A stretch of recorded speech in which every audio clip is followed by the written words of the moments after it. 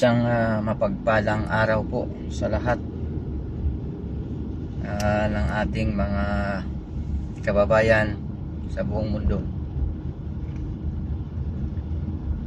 Ako po'y narito ngayon sa United Arab Emirates.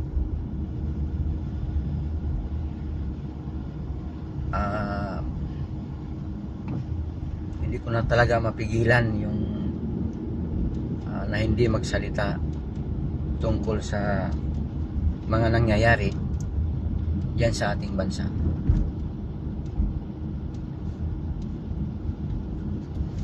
Talagang totoo ang kasabihan sa Biblia na under heaven there is a time for everything. Yung nasusulat po sa Ecclesiastes. Kaya nga itong flood control, ako po'y taga Mindanao. Subalit ako'y nalipat sa Luzon, sa Bulacan noong 1989 when I arrived in Bulacan. At dito na po ako nagkapamilya. Ngayon po ay 30 years na ako dito sa United Arab Emirates. Noong araw pa yan, yang baha na yan. Matagal na yan. Inaamag na yang baha na yan.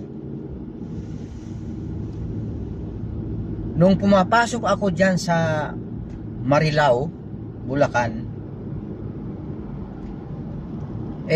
pag dumadaan kami dyan sa Bukawi, pag tag-ulan, binabaha na talaga yan. Sa napakatagal ng panahon, binabaha na talaga yan. Na hindi natin alam, mayroon palang budget dyan sa lintik na ano na yan, flood control na yan, na matagal na. 30 years ago, na natira ako dyan sa Bulacan. Matagal na pong binabaha dyan. Maaring hindi lang nabigyan ng pansin dahil doon maliitan lamang. Ngayon lang yan na pumutok dahil masyado ng malaki. Dahil hindi na milyon ang pinag-uusapan kundi trilyon. Tama nga, there is a time for everything. Yung mga politiko na nagpasasa sa pera ng bayan, may paglalagyan kayo. Ibalik ninyo ang pera na nakuha ninyo. Dahil kapag hindi nyo na ibalik yan, ang taong bayan ay nagagalit at hindi nyo kayang pigilan. Umayos kayo. Tama yung sinasabi ng mayor, napanood ko yung mayor ng Kalumpit.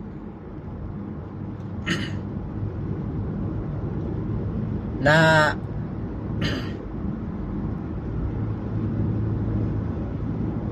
yung mga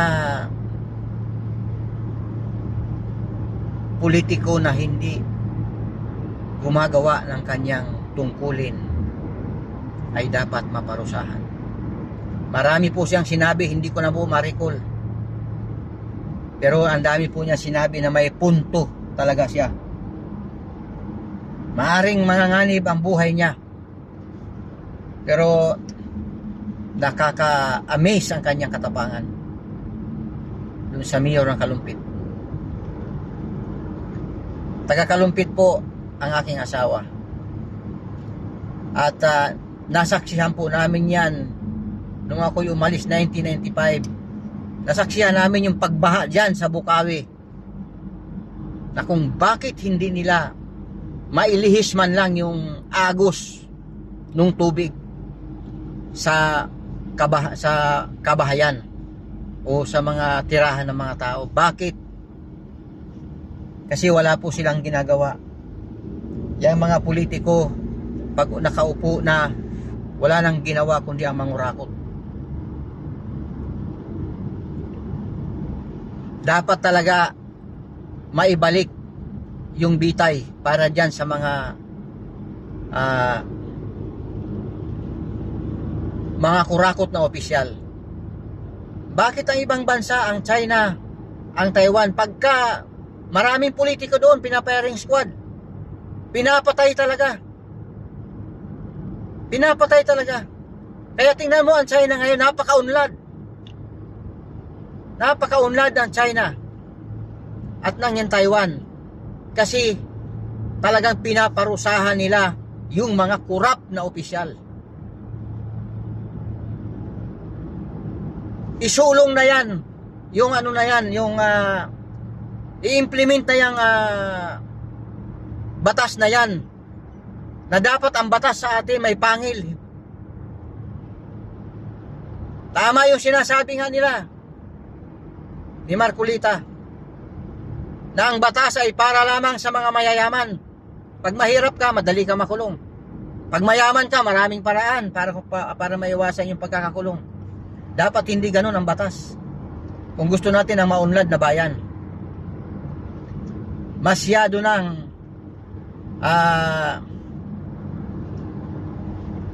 nang umabuso ang mga politiko na nakaupo.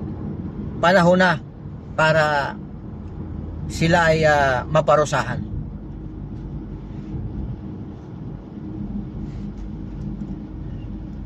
Alam nyo po, ako'y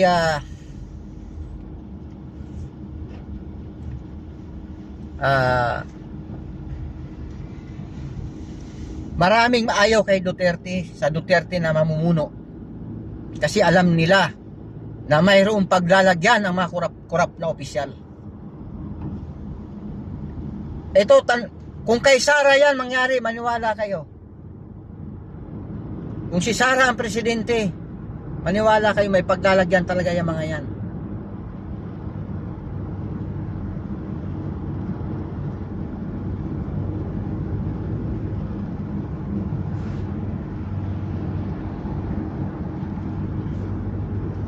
Ito nakakapanghinayang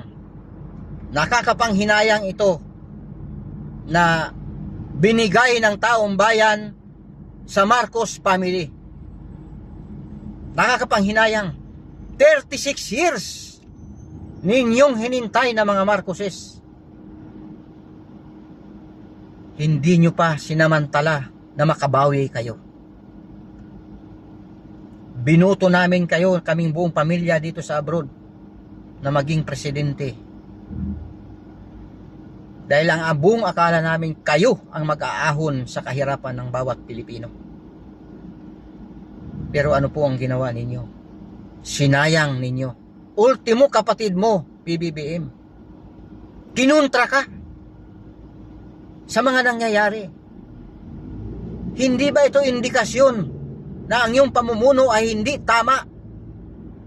Hindi ba ito indikasyon na ang iyong pamumuno ay kulang? Mayroon depektibong pamumuno. Ito'y indikasyon na sarili mong kapatid ay hindi sumang-ayon sa iyo. Sa kabila ng kasabihan na blood is thicker than water.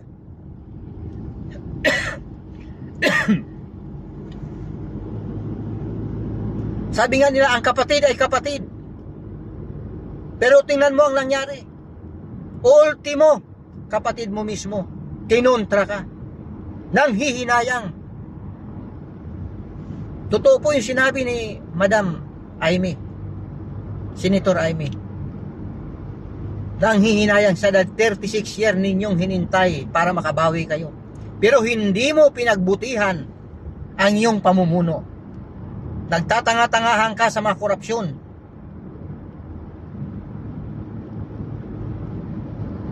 Ang presidente, hindi niya po pwedeng sabihin na wala siyang alam. Talagang kabubuhan yun. Yan ang sabi ni Gadon. Kabubuhan yan. Huwag ka magtanga-tangahan Presidente ka, alam mo yan ang nangyayari sa ibaba. Kasi hindi ka makakagalaw kasi ikaw mismo ay mayroong depekto. Okay na sana eh. Tapos ito pa yung mga ginagawa ng mga ilan na kunyari dito sa abroad may namimigay ng ayuda para sa Maharlika, para ikalma ang mga tao, para paasahin ang mga tao sa wala. Kailangan talagang dapat kung ikaw mayroong dignidad, PBBM, please mag-resign ka na. I don't care kung sino man ang papalit, pero mag-resign ka na. Por palabra de honor.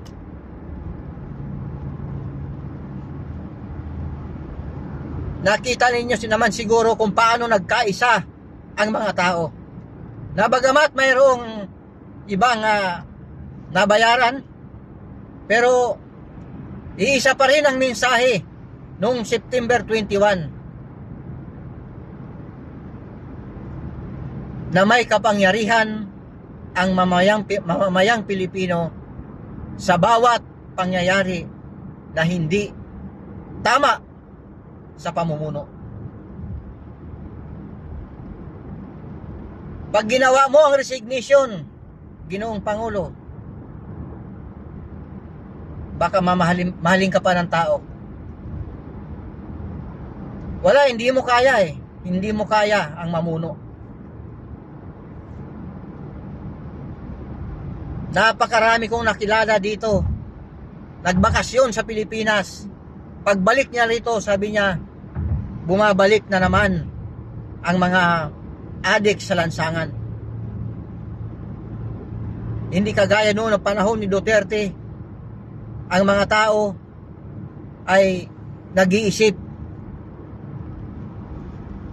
Kailangan natin ng kamay na bakal sa bansang Pilipinas. Ngayon ang mga tao kung pumatay ay ganun na lamang. Harap-harapan, ang lakas ng loob. Akala mo'y manok ang kanilang mga pinapatay.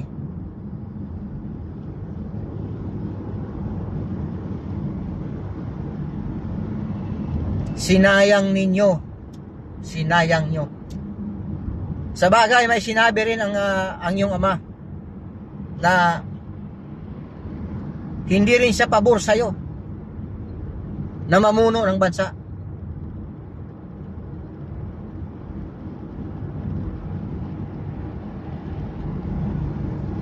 Kaya kang paikutin ng mga oligarte. Napakayaman nyo na. Bakit hindi pa kayo gumawa ng isang kasaysayan na kayo ay mamahalin ng tao? Tama ang sinasabi ng ilan. Hindi mo madadala sa iyong hukay ang iyong kayamanan.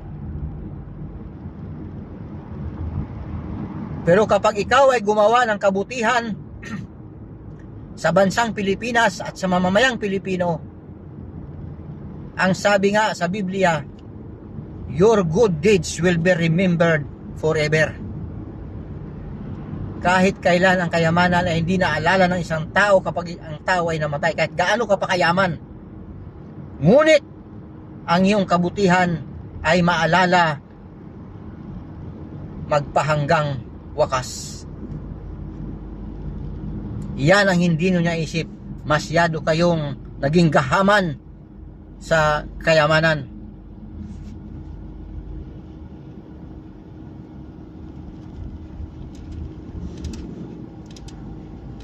Nakakalungkot, mahal na Pangulo.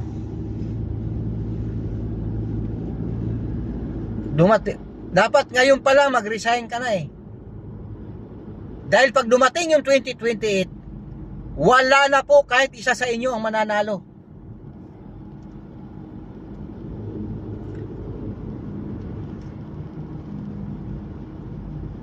Wala na. At yan ay parang sumpa sa inyo.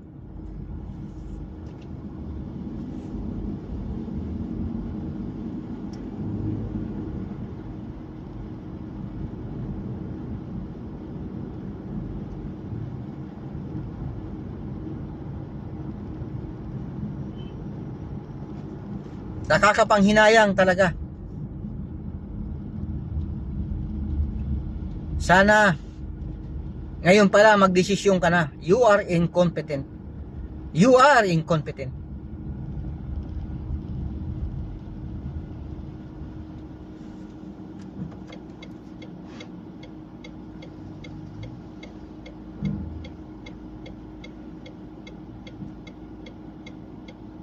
Ang daming pagkakataon na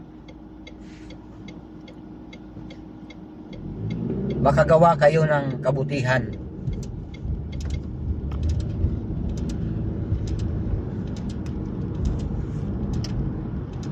Pagdating ng problema, wala na kayong maisip na solusyon na maganda. Sasabihin mo pa sa interview mo na papaano nangyari ito at hindi mo alam. Naging presidente ka pa. Yung budget mo bilang presidente ay bilyon. Paanong wala ka bang intelligence? Wala ka bang binuo na special investigator sa bawat ahensya ng gobyerno para malaman mo, para mamonitor mo ang mga galaw ng nasa ibaba? Form a secret investigative group. Gamitin mo yung pera na naka-allocate sa iyo bilang Pangulo.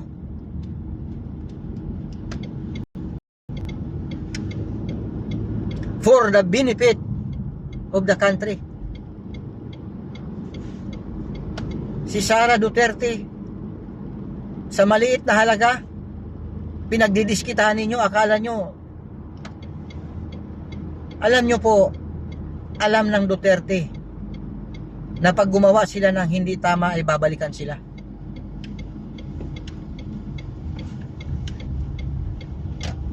Kaya wala kayong kukuhang anumang mga bagay laban sa mga Duterte. Siya lang ang Pangulo na hindi mansyon ang kanyang bahay. Daig pa siya ng isang general eh. Tingnan nyo ang bahay ni Duterte kung gaano ka. Tingnan mo yung mga general na general lang, paano nagkaroon ng bahay na ganun?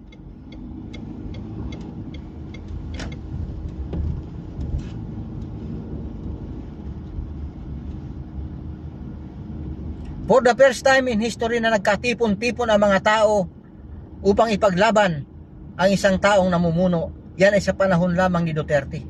Wala nang iba. Wala nang iba. Si Duterte lang ang tao ay nagkaisa upang magtipon-tipon dahil mahal nila ang Pangulong ito na dumaan sa ating bansa. Sana po mag-isip-isip kayo.